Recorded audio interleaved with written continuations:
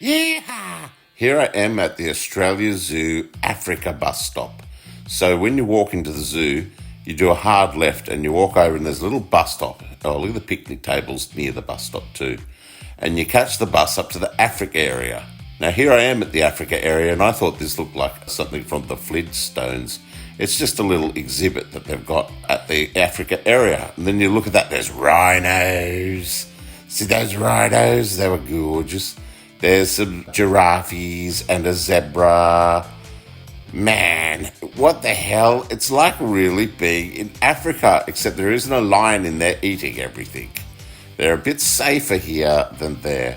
And that in the middle of screen there is a car with a lady had food for the zebras. Not the zebras, the giraffes, I mean. And she was feeding them from the truck. Me shut up in here, you shut up out there, old man. That was just a mouthy neighbour, just attending to it. Now that was a exhibit that they're building at the Africa section. It's under construction. And near that are these delightful meerkats. And they play and they frolic and they dig and they run around and they're fluffy and damned cute. Yeah, I love the meerkat exhibit. Look at this guy. He's putting on a real show for me and making me get views on YouTube. Thanks, fella. And I couldn't take my eyes off these meerkats. I love them. I really do.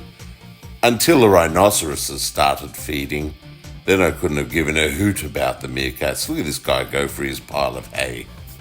In darkest Africa, they have a term, the Big Five, about the most famous animals. They've also got the three big fats. One of them's the rhino, another's an elephant, and the other's the hippopotamus.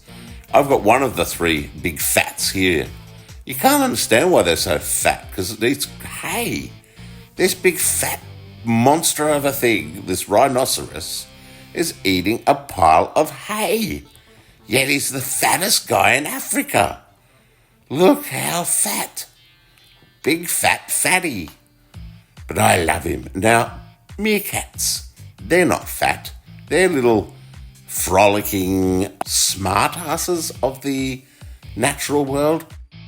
This is another fat one. This is a different dude. Fat as hell. Just pounding into that hay like it's nobody's business. He called me a fatty over the fence. Here's a meerkat napping. Now, I don't care what people think. I don't care what you think at all. This is not an animal sanctuary. This is a circus. When I go to Australia Zoo, I want to see action. Now, that first lazy meerkat needs to get with the program like this fella.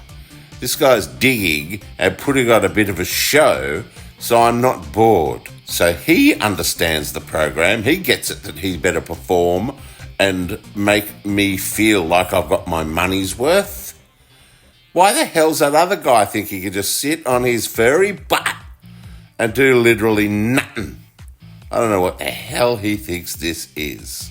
I hope the Irwin family give him a talking to. Look at this guy. He's sitting on top of something with the other guy. See, that's entertainment. See, these are the stars of the meerkat world. It makes me mad, though, that these two have to carry that other lazy sod. There's a movie called The Shawshank Redemption about escaping from prison.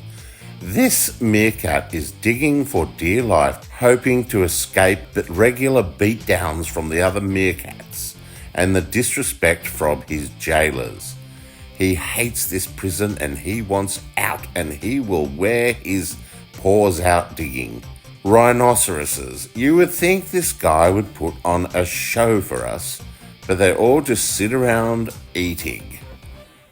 I thought they might run and frolic and maybe poke each other with their horns. Give me an MMA performance. But nah, just gobble, gobble, gobble. Same with the giraffes. They think that there's something special to stretch up tall and eat off these poles. I didn't find it very interesting at all. The laziness and slothfulness of today's animals. Look at this lazy cheetah, for goodness sake. Thank God I was at zoo today, so I can explain to all the fools. The other fools is what the other people were at the zoo. They didn't realise, see, this cheetah, he's not just sitting there being good for nothing and doing literally nothing here. They are really fast animals. So what is happening is he is running back and forwards across the enclosure, then sitting down again and doing it so quickly that it's beyond our naked eye and we just miss it. He is not just sitting there providing no value for money in this zoo circus environment. He is working his tail off. But other people that don't know anything about animals like I do, they wouldn't know that that's happening. They're too silly. Same with these guys. This guy here and these guys here are doing extremely backbreaking work. Unfortunately, at Australia Zoo today, I experienced a torrid time. Those giraffes and these zebras both said to me, "What the hell do you think you're looking at, pal? Do you want to go to the car park and sort this?" I just got on the bus and headed back to the front of the zoo to get away from these thugs. I don't tolerate that kind of behaviour. And I went straight to the front of the zoo and, of course, reported these thugs. The zebras, I think, were worse than the giraffes. Real nasty pieces of work. I went there and thought, oh, look at these beautiful, lovely animals. And then, like I said, started with one of the giraffes. Said, "What are you looking at, punk?" He called me a punk. And I said, "Nothing." And he goes, "Oh, you calling me nothing?" And I just thought, there's no way out of the argument with this guy. He's dead set, keen on a fight. I caught the bus back from the AFRA exhibit today after a very horrible time being bullied and asked to step into the car park for a fight by the giraffes and the zebras. I went straight to the front of the zoo and reported this behaviour, but I'm not going to lie, on this bus trip I cried the whole way. And they say real men don't cry, but I was so upset. I really was. I'm trying not to cry now recalling this. It was such a horrible incident. But what's really cool is after I reported this incident, I went into the zoo again and there was this lovely alligator and he could sense my upset when I went to his enclosure and he started playing a wonderful game of peekaboo with me. See, there he is. "Peekaboo," he said. "Peekaboo." And he said, "You can smile at alligators, it's crocodiles you can't smile at, buddy." And he cheered me up. This kindly alligator saw that I was very upset when I got to the pen that it's kept in and cheered me up and played peekaboo with me and left me happy. But this guy here, he got instantly jealous of our friendship and got snarky. I mean, does it ever end at Australia Zoo with these animals and their nastiness?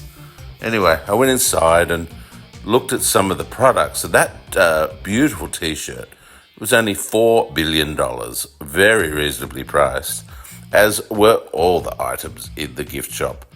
$4 billion for that shirt, $3 billion for the other, $7 billion for the other. And, that's just great bargain shopping. Terrific stuff. Then you go into the food court, then you can eat while you watch the crocodiles.